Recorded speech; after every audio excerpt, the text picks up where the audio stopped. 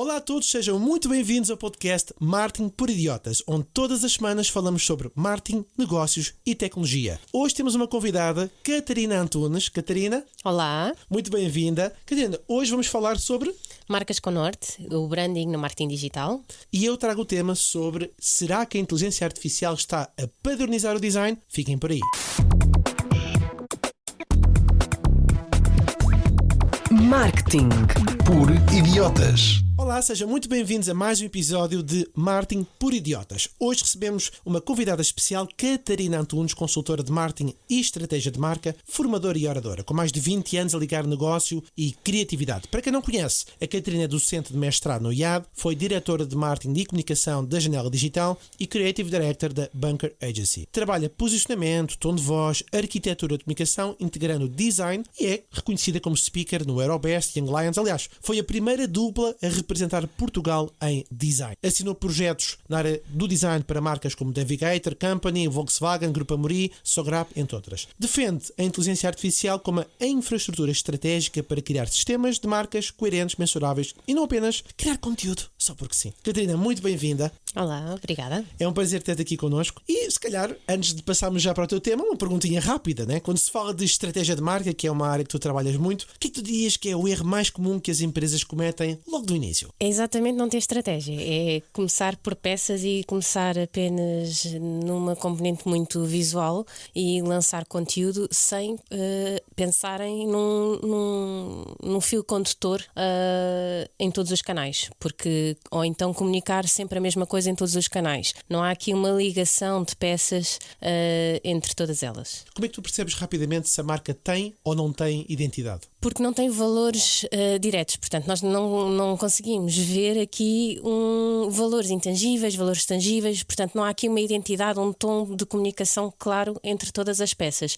Nós estamos a ver aqui comunicações muitas das vezes até só de venda, mas não temos aqui um engagement com o público, nós não percebemos qual é que é qual é que é a comunicação intrínseca da própria marca. Falaste tangíveis e intangíveis, para as pessoas que não conhecem tão bem, estamos a falar de comportamentos. Imaginem, valores tangíveis são aqueles que o produto nos oferece, portanto um produto pode ser confortável, pode trazer aqui valores muito tangíveis. Os intangíveis é, por exemplo, a parte social. Se nós tivermos um relógio da Apple, se nós tivermos aqui outras marcas, nós temos status, portanto nós temos aqui uma forma de viver uma marca completamente diferenciada. Bom, caros ouvintes, já perceberam o que é que vem, não é? Temos aqui uma especialista em design e vamos começar já com um tema que a Catarina preparou sobre o norte em design. Exatamente. Hoje as marcas não vivem apenas num ecossistema organizado, portanto vivem num território completamente fragmentado, onde cada plataforma tem regras próprias.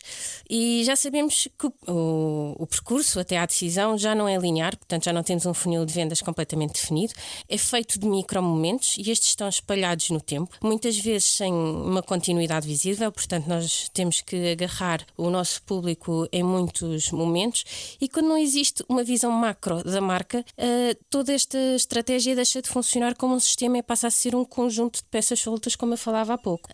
Portanto, sem um norte, sem uma direção clara, a marca passa apenas a competir por critérios racionais de curto prazo. Portanto, estamos a falar de preço, funcionalidade, disponibilidade e isso acontece muitas das vezes em marcas nacionais, em marcas mais pequenas. Nós não temos a parte de marca e temos simplesmente logos ou temos simplesmente empresas a querer comunicar aquilo que vendem. E aí, nos dias de hoje, a parte de marcas com identidade forte são aquelas que criam os tais valores intangíveis, que reduzem a percepção de risco e tornam o preço menos doloroso no final. Portanto, nós aqui passamos a ter uma marca que queremos realmente ter. E o branding acaba por ser exatamente, faz parte do comportamento do consumidor.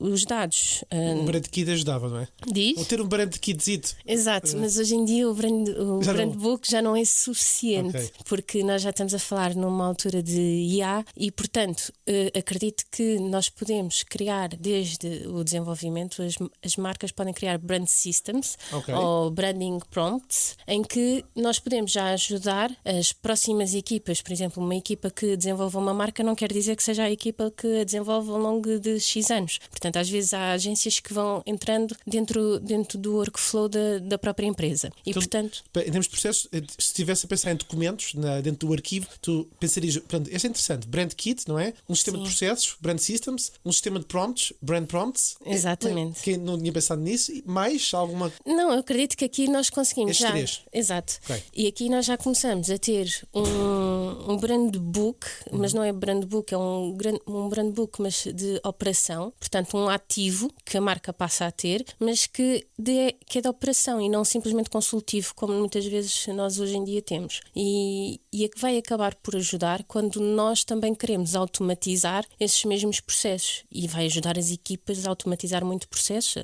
a automatizar ads, a automatizar, cada vez nós queremos mais comunicação, e toda esta preparação inicial por parte das agências pode ajudar a alavancar a comunicação que seja mais dura, aquela que seja mais de agendar, e preocuparmos e termos foco noutro tipo de comunicação, que é uma comunicação muito mais de responder ao público, de fazer engagement, nutrir o público de uma forma diferente. Portanto, nós vivemos num ecossistema fragmentado e não vale a pena estar simplesmente presente, portanto nós temos que ser reconhecidos e temos realmente que ter uma coerência visual e semântica. Porquê? Porque o nosso cérebro não soma estímulos, cada contacto é percepcionado como algo novo, se a nossa comunicação for fragmentada e for sempre diferente, e o resultado é simples, mais esforço cognitivo. E depois nós também temos aqui a ligação com a parte do marketing, que é o CAC, que é nós percebermos que existe uma menos eficiência no investimento dos nossos anúncios, por exemplo, e de todo o nosso investimento a nível de marketing, e uma marca que está em todo o lado, mas depois não está na cabeça de ninguém, portanto não é percebida como única, porque está diferente em todos os sítios. Esta situação agrava-se obviamente com a mídia algorítmica, portanto somos nós que decidimos, e somos nós humanos que colocamos o que é que nós queremos nos paid media, e são eles que depois difundem de uma forma diferente, portanto eles privilegiam a atenção, o alcance e não necessariamente a intenção real, mas somos nós que fazemos com que a marca seja eficaz a nível visual, portanto somos nós que a tornamos coerente naquilo que nós fazemos upload dos nossos criativos, por exemplo, para a conversão. A parte de quando nós estamos já a automatizar, mesmo em paid media, nós temos uma noção de que fica menos eficaz, portanto há muito mais desenvolvimento para awareness do que propriamente para a conversão. Então tenho uma pergunta aí. Certo. Pensando nas pequenas e médias empresas, que é a grande parte do nosso tecido empresarial, se uma PME disser assim: olha, Catarina, preciso de lançar já e, atenção a este detalhe, e não tenho budget. Não, o que é que tu pensarias? Bom, terá talvez algumas. O que é que será um mínimo indispensável para não cair num template com logotipo? Tem que ter uma razão própria de ser, portanto ela tem que saber exatamente quem é que ela é no mercado e o fator diferenciador quais é que são os valores que ela defende, e é exatamente isso. Esse é outro ponto que cada vez nós estamos a cair cada vez mais. Nós estamos a cair no uso de ferramentas AI, e essas ferramentas AI, elas estão a homogeneizar a nossa comunicação. Portanto, vão pelo que é genérico. E todas as marcas devem ser realmente diferenciadoras e encontrar o seu nicho em cada ponto. E se nós formos pelo genérico, as marcas não conseguem realmente destacar-se. Respondi? Sim, vem-me aqui à cabeça uma questão, que é quando alguém começa, tu tens um grande trabalho operacional, uma lógica já de trabalhar com muitas empresas e diferentes operadores, e se calhar tens aquela ideia de Catarina, quero um design moderno, não é? Quero uma coisa novidade, ou diferenciador, não é? Porque são jargões que na cabeça, design moderno para ti é diferente para o cliente e também no seu contexto de perspectivas em comparação com os concorrentes. Mas que perguntas certas devem vir antes do pedido design moderno ou design diferenciador? Tu já deste um caminho que é para quem é, não é? E que outras perguntas devem vir antes quando alguém pensa, ou das perguntas certas quando alguém pensa em design moderno, por exemplo? Nós devemos pensar exatamente na história da marca. Muitas das vezes um design moderno, a marca tem história, não tem história. Okay. O que é que ela defende? Porquê é que ela existe? Qual é que é o fator diferenciador? Não pode ser só o preço. Ela realmente tem que defender algo mais. Qual é a promessa? Exatamente. O que é que ela defende de diferente? Porquê é que ela vem dar uma nova proposta no mercado e porquê é que ela realmente acredita que vai vender em detrimento da concorrência. E também perceber a concorrência. Estes são pontos de exclusão. É nós percebermos qual é o mercado, se é simplesmente mais uma marca, se quer realmente ser coerente com as restantes do mercado ou se quer ser completamente divergente e comunicar de uma forma completamente diferente de todas as outras. E aqui a IA não consegue atribuir essa diferença tão grande. Portanto, não tem uma voz tão divergente, tem uma voz muito mais convergente. Outro ponto também será dizer que a marca também vai perder se nós formos pouco divergentes, ou se nós não tivermos aqui uma direção afincada, não vai perder, porque vai ser só funcionalidade, preço, cada vez mais também na parte da pesquisa, porque nós agora podemos fazer pesquisas até por voz e a IA, aquilo que nos vai dar a nível de respostas vai ser exatamente isso. Se nós não dermos uma pergunta muito genérica, por exemplo, quer sapatos, ele realmente vai fazer se calhar uma pesquisa dentro de algo que nós já tivermos pesquisado e vai dar o melhor sapato com o melhor preço segundo a nossa pesquisa e não propriamente uma marca que eu realmente já uso ou que realmente eu já quero. Se eu quiser uma marca, vou logo questionar a marca e isso vai ser sempre importante, a parte do trabalho de branding. Desafiante para ti, eu acho que os nossos ouvintes estão a perceber que tens aqui um olhar crítico, não é? Em relação à inteligência artificial desenhar ou criar produtos gráficos para os utilizadores. Mas a pergunta desafiante para ti é: o que é que a inteligência artificial está a fazer bem no design? Ou seja, onde é que está a estragar a diferenciação? Onde é que está a estragar a diferenciação? É que as marcas neste momento ainda não estão preparadas, ou melhor, não estão a comunicar ainda em todos os canais da mesma forma. E aí estraga a comunicação. Portanto, se nós não tivermos a comunicar, nem as grandes, ou muitas das grandes ainda falham em alguns pontos, porque ainda não estão preparadas para a comunicação falar da mesma forma ou de uma forma muito mais homogénea, segundo o seu ADN, em todos os canais. E aí a estraga, porque nós realmente não estamos preparados a nível de marcas para isso. Outro ponto é, nós, a nível de PMEs em Portugal, também nunca apostaram tanto em branding. Portanto, a marca era vista muito mais como um logotipo, mas hoje em dia, com as LLMs, isto vai ter que ser mesmo um investimento a nível de... Eu acredito que vai ter mesmo que ser um investimento a nível de empresas, porque para serem referenciadas, para o nome delas ser referenciado, elas têm que investir exatamente neste tom coerente que elas têm para o mercado. Elas têm que ser vistas com aquele ADN. Em termos operacionais, para alcançarem esse objetivo que tu estás a idealizar, o que é em concreto? O investimento em concreto? Ter exatamente aquele brand book inicial, aquele brand system inicial, portanto, conseguir delinear aqui uma noção de marca e que de todas as equipas estejam alinhadas, porque muitas das vezes as marcas não estão alinhadas porque também são equipas diferentes. Quando são grandes empresas, por exemplo, também são equipas diferentes a alinhar as marcas. Portanto, temos se calhar a equipa de tráfego pago, temos a equipa de design, temos a equipa de comunicação e, portanto, temos aqui muitas equipas e depois temos que conjugar, e que cada uma das equipas depois também tem objetivos próprios e temos que conjugar aqui uma comunicação o mais centralizada possível no ADN daquela marca. E nas PMEs, não será muito trabalhoso estar a pensar em criar logo 3 coisas de uma vez só, enquanto há uma necessidade de realizar vendas? Não, eu acredito... O que é que ela tem que priorizar? Brand book, brand system, brand prompt? O que é que ela tem que priorizar? Essa é a parte inicial, essa é a parte mais dolorosa. É realmente a parte de arranque da marca, em que ela tem que estabelecer exatamente como é que ela quer comunicar.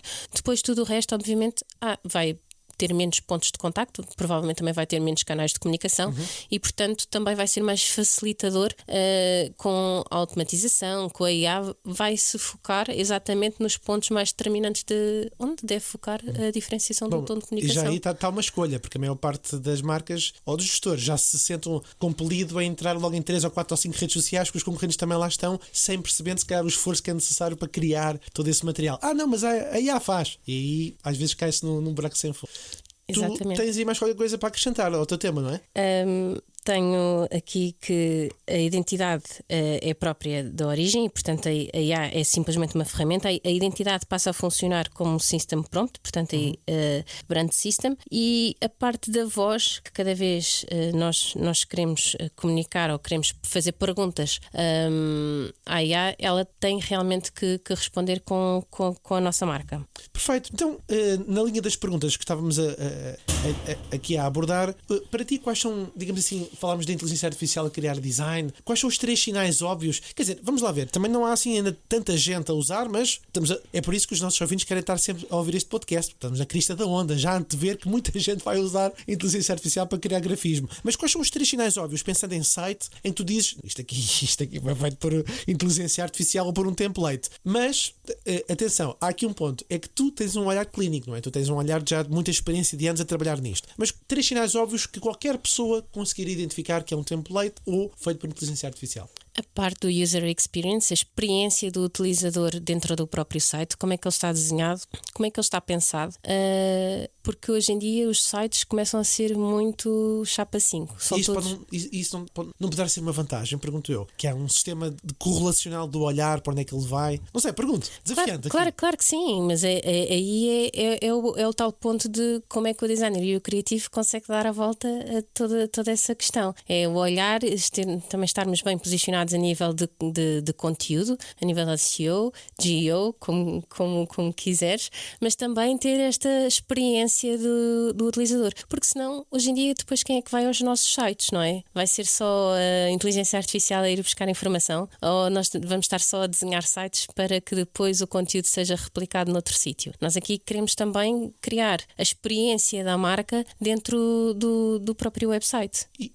Então vou-te voltar a desafiar, porque saltaste a pergunta e muito bem. O que é que a inteligência artificial já está a fazer bem?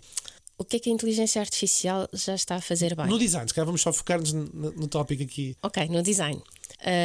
Já está a ajudar, por exemplo, a fazer animações, a fazer imagens, que era muito difícil nós também conseguirmos tantas imagens para tantos canais de comunicação e que antes era muito desafiante porque tínhamos que fazer tudo de raiz. E portanto aqui já há uma forma de otimizarmos essa forma de fazer imagem. Okay. E vídeo. Porque podemos também, a parte do vídeo também é muito importante, por exemplo, para as redes sociais, tanto imagem como vídeo. O vídeo, nós fazemos um vídeo, por exemplo, para o YouTube, em que a inteligência artificial também nos consegue ajudar, e depois também conseguimos partir, por exemplo, para redes sociais com outra narrativa. Pronto, são canais diferentes, mas conseguimos otimizar aqui a forma de fazer o conteúdo. Pois é, agora estou-me aqui a lembrar que tu tens feito muito conteúdo no teu Instagram. Quer dizer, eu acompanho mais o teu Instagram. Sim. Com vídeo e imagem. Que ferramentas tens explorado e que sugeres, agora uma lógica um bocadinho mais operacional, sugeres as pessoas experimentarem, usarem, que também resultou bem para ti?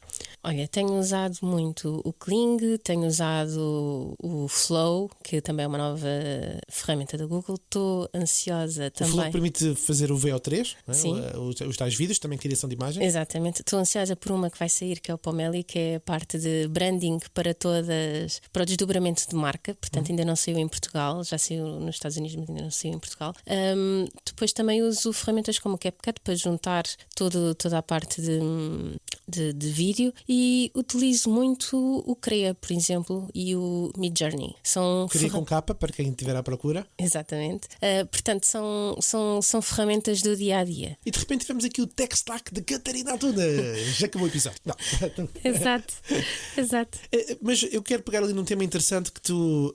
Mas preciso de reenquadrar, porque tu trabalhaste marcas grandes e às vezes tenho que pedir. Não, mas vai só às pequenas agora um bocadinho. Também trabalhei em marcas pequenas. Não, mas se tivesses de dar uma regra de ouro a alguém que está a gerir um negócio, ou um profissional de marketing, o que é que nunca se deve delegar à inteligência artificial quando o assunto é marca? Tu exploraste há pouco um bocadinho o tema, mas se pudesses desenvolver. O que é que nunca se deve delegar? O que é que nós devemos fazer? Isto porque há marcas também muito específicas. Quando o nosso posicionamento de marca também passa pela nossa cultura, portanto, a IA não vai ligar exatamente ao formato da nossa cultura, e depois também depende do posicionamento da marca. Se nós, por exemplo, estivermos a falar de uma Superbox, estivermos a falar de um licor beirão, tem humor, por exemplo. Okay. Essas marcas têm humor. Se nós ligarmos a comunicação ou se estivermos a procurar conteúdo ou fazer conteúdo com a IA, o humor na IA ainda é muito discutido. Portanto, ainda não é assim uma coisa que lhe saia muito bem. Bem lembrado. E, portanto, depende exatamente aqui de que marca é que nós estamos a falar, o que é que nós temos que delegar. E, obviamente, quando nós podemos ter ajuda em reportes de comunicação através de IA, mas aquilo que nós vamos fazer e as ilações que nós tiramos, obviamente que são nossas, porque os objetivos são nossos e os objetivos são de cada empresa. Queria-te perguntar, antes de abordar aqui o meu tema, que está relacionado com o teu, claro, mas quem deve ser o dono da marca na era da inteligência artificial? Estou a pensar, vamos voltar a tentar focar, bom, embora tu tens aqui esta linha de design / estratégia de marca, mas quando estou a pensar no dono da marca na era da inteligência artificial, será que devemos dividir por departamento do género? Não, o marketing é que é o responsável por usar as ferramentas de inteligência artificial, ou o departamento de comunicação, ou o produto, ou o CEO, ou criar aqui uma tríade. Como é que tu imaginas um bocadinho isto, que é para de repente não estar toda a gente a utilizar e depois não gerar resultado nenhum? Tanto que nós já falámos aqui neste podcast mais que uma vez, com um estudo que saiu ano passado do MIT, mostrava que 95% dos projetos piloto feitos com inteligência artificial não tinham retorno do investimento. Então se calhar é preciso aqui algum governance, não é? Alguma gestão. Sugerias isto ficar sobre a alçada de algum departamento, ser um conjunto de vários, um board? Eu acredito que deve existir uma visão macro de toda a comunicação para terem todas as equipas ou para todos os departamentos estarem alinhados. Isso sem dúvida, cada vez mais.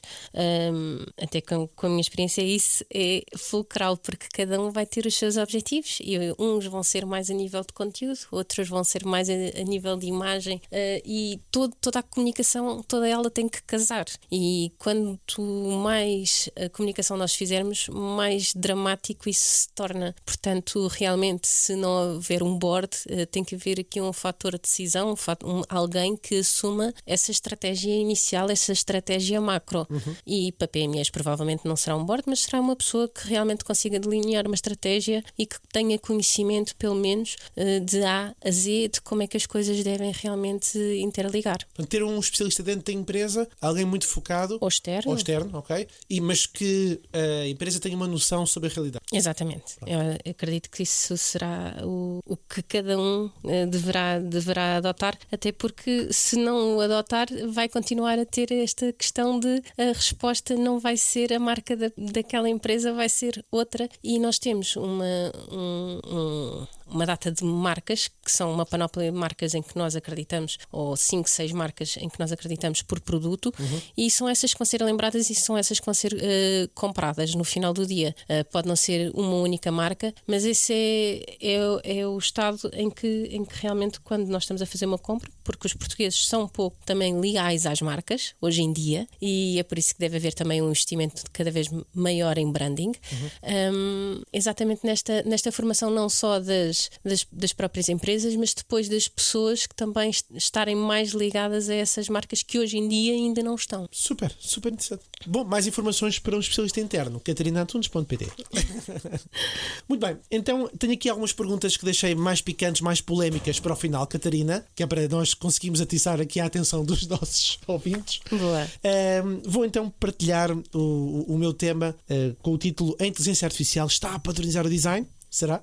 Ora bem, então vou começar com uma memória rápida da primeira conversa que tivemos. Nós conhecemos-nos sensivelmente há 3 meses, sensivelmente na conferência Next Marketing, promovida pela Associação Portuguesa de Marketing Direto, e falámos de design. Na altura falámos também sobre o livro de SEO, começámos a falar um bocadinho sobre o tema. Exatamente. E eu partilhava um grande entusiasmo com a Catarina sobre as ferramentas de vibe coding fazer o design. Pronto, eu estava todo contente. E a Catarina olha para mim assim com um ar do género: mas posso-te dar aqui uma lucidez desconfortável? Não foi assim que ela disse, mas o olhar dela vocês estão a perceber, não é? Enfim, ela resumidamente disse: olha, estas ferramentas são muito bonitas, mas o risco é ficar tudo com a mesma cara. Que foi a linha que vocês já perceberam aqui que a Catarina trouxe. Isto na altura deu um bocadinho de vontade de rir, fiquei a pensar no tema e pensei: bom, já que ela vem cá, vamos falar sobre isso. Porque é verdade que aquilo que sai tudo muito clean, o chamado muito moderno, muito certinho, é exatamente por isso, porque pode ser extremamente parecido. Confesso que isso levou-me também à reflexão nas diferentes ferramentas. A parte do design nunca foi algo que eu queria, era um resultado e não propriamente pensar se era rosa, azul ou seja o que for, mas é aqui que entra o tema do vibe coding. Nós já tivemos um episódio onde falámos sobre vibe coding. Para quem não está familiarizado, nós escrevemos quero uma landing page moderna. Pumba, e a inteligência artificial faz. Claro, parece magia e para muita gente é mesmo. O tema de vibe coding foi cunhado o ano passado, 2025, e está alinhado com o desenvolvimento de software baseado em inteligência artificial. Nós descrevemos as funcionalidades que queremos e a inteligência artificial gera o código executável. Nós conseguimos ver tudo de forma muito linda e maravilhosa. Bom, quando eu estava a preparar este tema, tropecei num exemplo quase caricatural, porque há várias notícias que estão a aparecer no mercado, da Meta, da Google, pessoas que não têm background técnico, principalmente product managers, que descrevem o vibe coding como ter ganho superpoder. Eu achei graça a isto porque quando se passou a conseguir prototipar e avançar com ideias sem depender sempre de engenharia, é verdade que é mais democrático, ganha-se mais velocidade, mais gente a construir, só que o efeito colateral será que se toda a gente ganhar superpoderes, o resultado será, como a Catarina disse, genérico. Pronto. E eu confesso que foi exatamente a partir dessa conversa que eu disse: Catarina, tens que ir ao podcast falar sobre isto. Vou-te roubar o tema. Exato. Bom, então é isso. Falámos há pouco sobre isso, que é a ideia de criar sites que sejam indistinguíveis. Depois há um segundo detalhe, que é ferramentas de vibe coding podem gerar código à prova das neiras, ou seja, preferem componentes muito padronizados, precisamente porque dão menos problemas. Resultado, o piso da qualidade baixa o teto da originalidade. Epá, podia gravar isto. Vou gravar aqui um corte já nessa secção. Ora bem, já para chegar ao fim, dar um exemplo muito concreto, um efeito de fotocópia. O mercado está a reagir aqui a o efeito de fotocópia, também é um bom soundbite. A Wix, por exemplo, lançou uma funcionalidade recentemente chamada Harmony, com uma lógica híbrida, que é a inteligência artificial gera rapidamente, mas depois há um controle visual, o chamado drag and drop, para quem as pessoas conhecem. Portanto, pega nas componentes, puxa da esquerda para a direita e ajusta-se tudo a partir daí. Ou seja, como quem diz, sim, velocidade com inteligência artificial, mas depois mãos ao volante. Enfim, tenho aqui uma pergunta preparada várias, para a nossa querida convidada, e isto liga com uma pista interessante relacionada com a Google. A Google tem um documento que está publicado no design.google, para quem não conhece, é um arquivo de portfólio de coisas que eles já produziram. Eles investiram muito forte na cultura design. Aliás, disseram mesmo que deixaram de ser uma empresa de tecnologia para ser uma empresa de design. É o título do artigo, que é, eu fiquei, Catarina vai precisar disto. Pronto, mas isto a lógica era eles saírem do output médio e empurrarem decisões mais para humanos, mais intencionais. Em Portugal, isto é um efeito muito prático para PMEs, que é criarem sites e campanhas rápido e barato com inteligência artificial, isto é, à velocidade, mas depois é a tal preocupação que falámos sobre a cara template. Catarina, pergunta para ti. Quando se diz que está tudo com a mesma cara, nós falámos há bocadinho sobre os sinais óbvios que se vê logo se um site foi feito por vibe coding ou não. Tu já deste alguns exemplos. Eu queria aprofundar um bocadinho o tema em relação especificamente ao tema design, mas sem ser site sobre identidade de marca. Tu hoje consegues reconhecer se foi feito com inteligência artificial, ou tu achas que isto está num caminho já que não é possível distinguir se foi feito por um designer ou não?